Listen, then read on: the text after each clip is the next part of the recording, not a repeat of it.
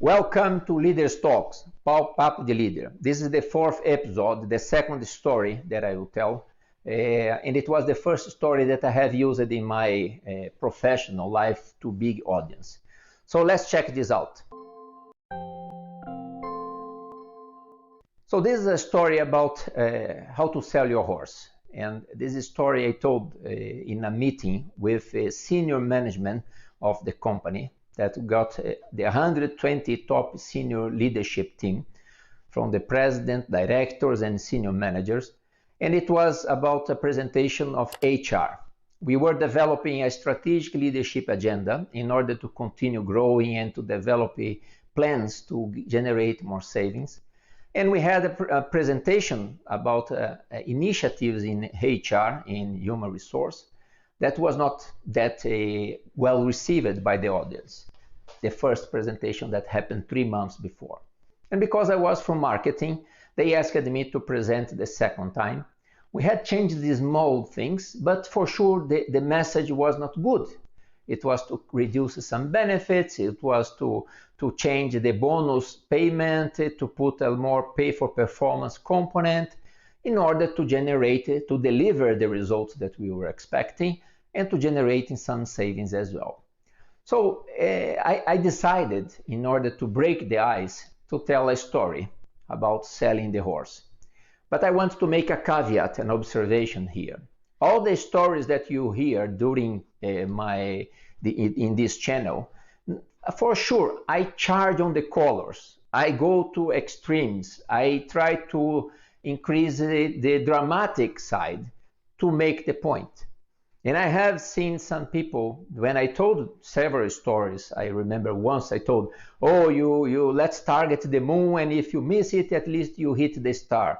And one of my senior managers came to me, Felicio, what you told, it's totally impossible, because the star is much further than the moon. And I said, but you understand the picture, no? I'm not saying, so I changed it. I said, okay, if you let's target the moon. If we don't achieve, we are in the sky. It's much better than here. But so don't be so literal. Another one mentioned that it's impossible to put crocodiles inside the swimming pool. Another story that I'll tell later. So please get the message. Don't be so literal.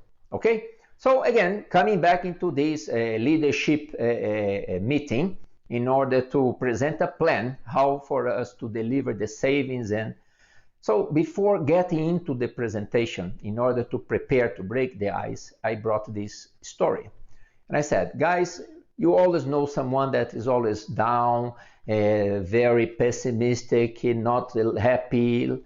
But surprisingly, you go to a party and you see that he's the happy bunny in the party. He's jumping, he's smiling, and everybody comes and asks him, what happened? What has changed? And he said, you will not believe, I bought a horse.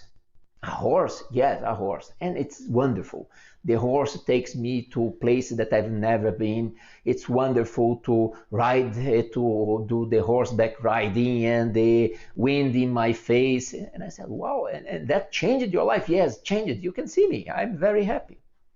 So everybody was surprised and happy because of the guy as well.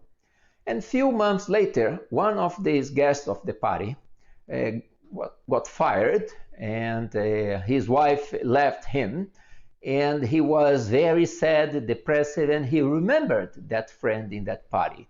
And he said, I will call him. And then he called the friend and said, how are you? And the friend said, I couldn't be better. For you to have an idea, now the horse is doing a massage in my back, has just cooked lunch for me, and we are preparing to go out for a ride. And the guy laughed. Oh, that's. I said, yes, I'm telling you the truth. And then the guy said, yeah, that's why I'm calling you. You needed to sell the horse to me. I was fired. My wife left me, so I'm very bad. And the guy, how can I sell you? And the guy said, I give you $10,000 for the horse. And I said, no way. And the guy said, okay, I give you $15,000, almost all the money that I received from the company. And the other guy said, okay, with this money, I will be forced to sell the horse to you. And then he sold the horse to the guy. 2 days later, the guy called the other one and said, "Your son of P, You told me the horse, I put the horse inside, he broke everything in the house, it's stinky.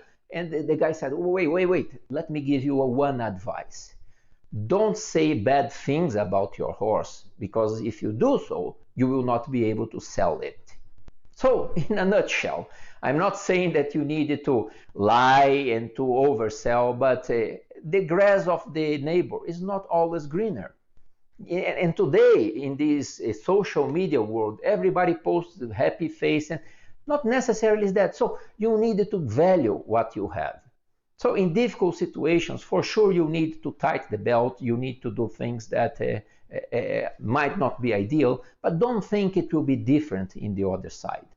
So my advice is know that certain decisions are needed to be done, understand it, and be happy with that. Accept that this is the reality. And I have another story. Before I have worked in an oil company, and I was in supply chain and logistics, and we were about to launch alcohol for the car. In Brazil, it's very popular to have alcohol, not only gasoline and diesel, and that was the first one with additive. And then we developed a beautiful campaign. We developed all the logistics to guarantee that you have the product in the gas stations before the launch. The launch was supposed to happen on Monday, but I knew some gas stations received the product on Friday because I was in charge of that. So when I left the office, I passed in one of these gas stations, and I asked, because my car was alcohol, and I said, please put the additive, the new one, and you would not imagine what the guy in the gas station, the one that was in contact with the consumer, told me. He said, don't do that. It will damage your engine. It will clean the tank and will jeopardize all the injection systems. And I said, how come? We spent millions developing it. We spent millions in preparing a campaign, and the one that is responsible in the front line with the consumer was not selling it properly. So I learned a lot that you needed to be mindful on the person that is in charge of the contact with the consumer. It's normally at the point of sales that the magic happens, that the consumer chooses your product. And I remember back then, unfortunately, it was not considered a key strategic area. It was considered very operational, and the most sexy and strategic is normally used to be the brand, developing a campaign, the strategic intent, the meetings with the agents. And I'm happy to see that that has changed, because the point of sale became a key point and where the magic happens, where consumers they make the decision. But if I could give you another advice is understand well your product in order to sell it properly. Not to lie. Again, I charged in the colors, the story of the horse, but the horse of the neighbor is not better than yours. So have that in mind. Think about it. I hope you are enjoying these stories. I will tell more stories about animals. I don't know why, but this is come to me. I have just launched one last week regarding shark. This one is about the horse. I have another one about hawks, and another one about crocodile. So stay tuned. It's not a zoo, but lots of animals will try to paint the picture of some leadership key learnings. Okay, I hope you're enjoying. If you like, please ring the bell, give a thumbs up, subscribe, and stay tuned. Thank you.